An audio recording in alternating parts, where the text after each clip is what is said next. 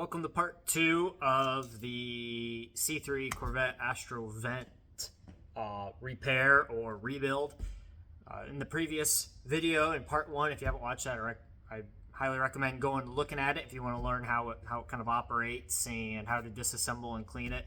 But in that video, that's exactly what we did. It showed you the parts, showed you the operation. You got to see how dingy and dirty something from 1969 can be. And how we cleaned it up. So since then, I've completed one to show you. I've got one disassembled so that I can show you all the other parts that go into it because I didn't have it available or just out at the time. But I do now. So we're going to go over what I did, the tools used, the paints, and the kit. So without further ado, let's take a general look at what's really my very messy workbench here. But looking here, this is one that's completed, all put together, and is looking pretty good. It's ready to go in the car.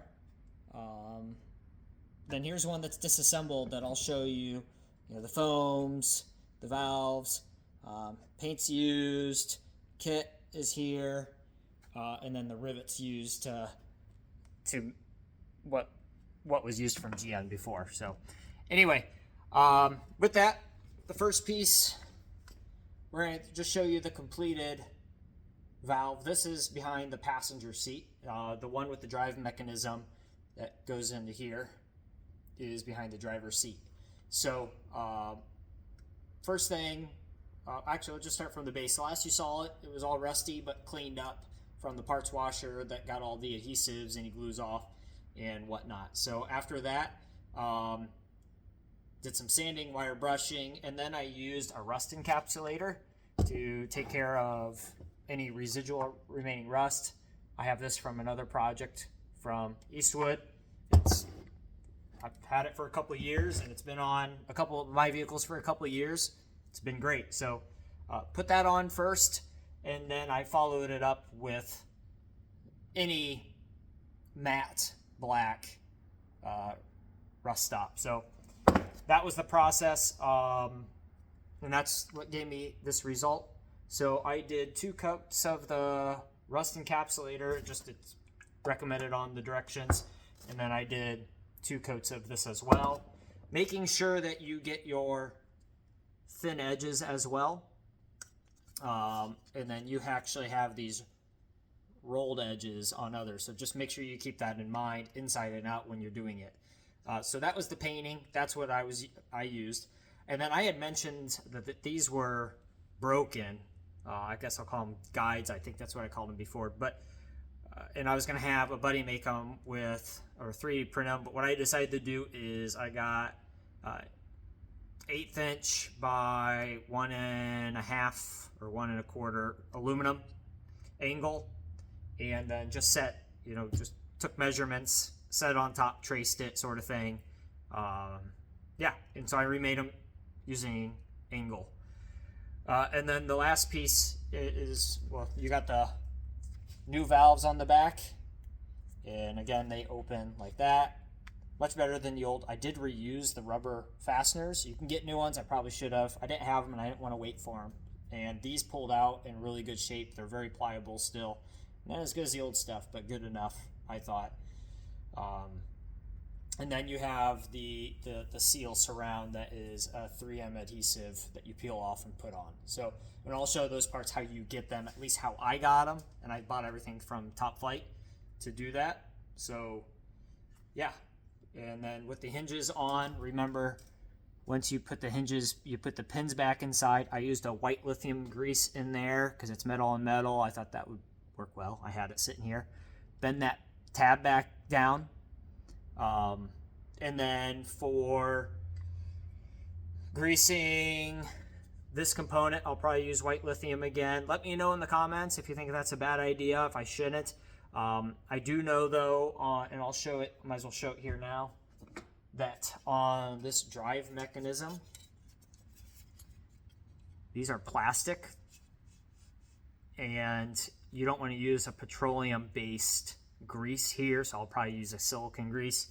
honestly, I have some waterproof silicone grease for faucets and whatnot. That's probably not the right thing, but I may use that. But also 2-day shipping from Amazon, probably just get the right silicone grease from Super Lube or something. So that's something to be cognizant of, is just make sure when you're doing these that you're thinking about the materials and not just applying any sort of grease. I use the white lithium. It's kind of nice. I mean, it'll track dust, but not like grease, right? So it has a little bit more repellency to it, but not a lot. That's kind of why I went this route and used this. But we'll get to this piece here in a second. Let me make sure there's nothing else going on over here. One lesson learned, and I was getting ready to shoot this video, and I realized what I did wrong is I actually had the wrong, I'm going to call it door, on the wrong piece. So if you see that the foam is glued on the other piece, and that was not purposeful because I wanted to have everything off when I shot this video, it was because I did the wrong door. So right before the video, I corrected this door. So the lesson learned that I keep learning every so often is pre-test your parts, right? As it would be when it's installed. You know, lay them out that way, kind of work them a little bit before you actually put them together, before you bend the tabs, because they only have a certain life to be bent a couple times. And I noticed after 3 or 4 bends, these are getting a little soft. So definitely need to be careful and just always do that. Take that extra step, and I did not. So anyway, it's on the correct side now. So let's go on to the next one. And that is, by the way, I don't think I showed this last time. That is the max that it'll open right there.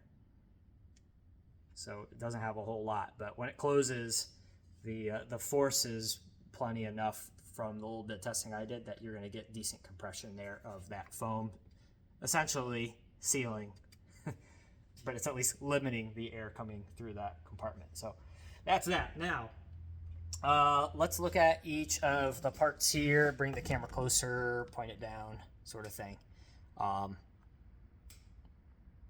So what we got here is, let's just start from the door, okay? Again, door, same as before. The foam, this is one of the pieces you get, and it is this T-shape, right? This does not come with any, at least where I got it from, did not come with any adhesive on it.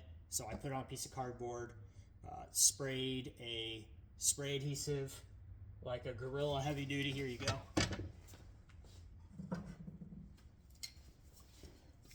This is what I used, and then I just clean with acetone. I clean the nozzle after, by the way, so it doesn't plug. But if it hardens, you can also use it. I think it'll take it off if you let it sit on there for a little bit. But essentially, I sprayed this piece, and I sprayed the backside of the foam. So when you lay it like this, spray this piece, let them sit for a minute or two, like the directions say on the can, and then put them together. And before I sprayed this piece, I used blue painter's tape and just covered all the areas that I didn't want to get adhesive spray on. So something to think about there, all right?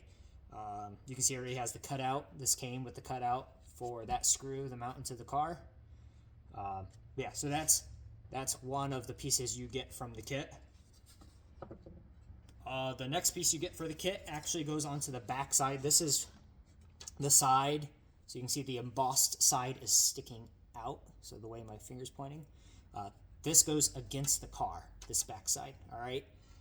There is a foam piece that has an adhesive backing to it that goes around this whole outer edge in the center here and all the way to the other side. I know some of my other stuff's in the way here because I didn't clean up. That piece comes looking like, that foam comes looking like this. So you just knock out these insides, and I don't believe you use these, so I'm going to keep them, but I'm going to toss them over there for now. Who cares? This is what you get, right? There's the back side. You peel that paper off, and then you will stick it on your piece like that. Now, I personally like to start on the inside and work out if I could, but I actually found doing the other piece, what I did is I peeled from one side. I peeled it back. I didn't cut it. I just peeled it back, kind of bent it over, lined up that first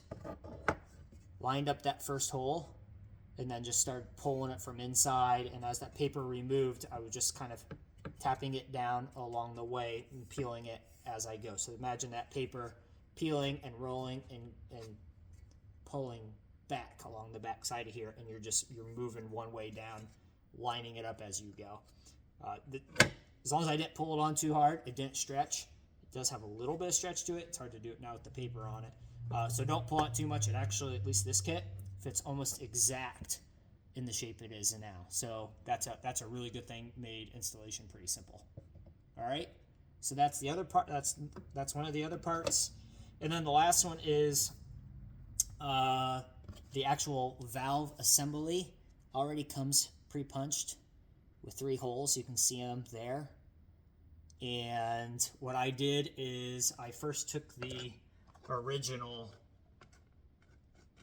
pull one out here. So I pulled one of these original fasteners out. It's kind of hard. And this is what goes through the hole, and then this is the back side. This will be towards the outside of the car when you mount it. So this actually, we're using a little I think I showed this, maybe I didn't show it before, but I used a sharp pick and kind of pushed a side in and down as I'm pulling on the back side. That's how I got these out.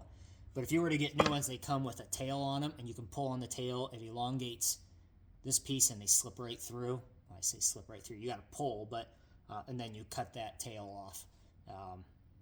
You can see the original markings of the tail, but this thing's still good. So what I would do is you take your little backer flat plate, if you will, make sure that that lip, at least how I pulled mine off, if you see there, trying to show, there's a little J at the bottom. That's to the bottom. Just something to be mindful of, but and that points to the outside. So I inserted it there first, like so, and then I would take this piece, insert it next, all 3 across there, and then I go to this piece, and then 1, 2, 3. All right, remember that J is to the bottom. It goes to the open side where the valve is of that little bar. Okay, so those are the parts. So it's really for you get 2 pieces of foam, 1 for each door. You get 4 valves, 2 for each door, and then you get 2 seals, 1 for each door. And then the last thing I'll touch on, the last thing I'll touch on as far as fasteners is I used a grinder or a die grinder on the end of my, that's not the right part, of my Dremel to take these rivets down to pull the old piece off. These are a solid rivet. I went solid rivet again. They hold much stronger. You could use a blind rivet. I don't like them because they tend to either loosen or I just don't like pulling on them. I've just never been a big fan unless you can put a washer on the back side, honestly. And I wanted the clearance so you can smash these down. They're a 1/16 maybe sticking up each. So you get a set of 1/8 by 1/4 inch smash aluminum rivets, and with a button top, I can't remember, but it's a standard button top, and you can see they're solid. That's all it is. Okay, and you'll insert them, and I put them on an anvil. You can get special tools for an air chisel or whatever to do the work. But essentially, I put a piece of flat steel on this side because you have this rim around, so you can't just lay it on the anvil or, in my opinion, take a chance with a hammer that you're going to miss the rims. I put a piece of 1/4 inch steel on top of here, laid it down on the anvil, and then walloped on the backside. And after 2-3 hits on each, they were all done. And this thing's firmly secure, and you can see tight on the end. So that's how these are made. Just quick couple part numbers, and these may have changed because I ordered these a year or 2 ago. But that's the part that I got. 29534 69 through 76 rear vent seal kit. So if you want years, I guess, you know, at least according to this, the 68 might be a different design, or it didn't have one, but 69 through 76 is what this says. And it says rear vent door seal kit with no AC. All right. And then the rivets, and that was Top Flight. And then the rivets I got from dragracesolutions.com. And that's the part number there, 4501-025. These will run you after shipping just under 20 bucks for 25 of them. And I ruined one on accident to start. But you only need 6, and you probably can use them. There's solid rivets all around the car, depending on the size and what you're holding. You may be able to use them. I haven't gotten to a point where I know where I would also use these, but I'm sure they'll come in handy. And that, my friends, that's all I got. So I hope you found part 2 helpful. Let me know if you have any questions, or if you have any recommendations as well on either the grease or just how I've done things. This is just how I found them. I'm not a professional. I'm just a DIYer like the rest of you, but it worked for me. And I think as far as the car is concerned, they'll work just fine. All right. Thank you. Have a good one.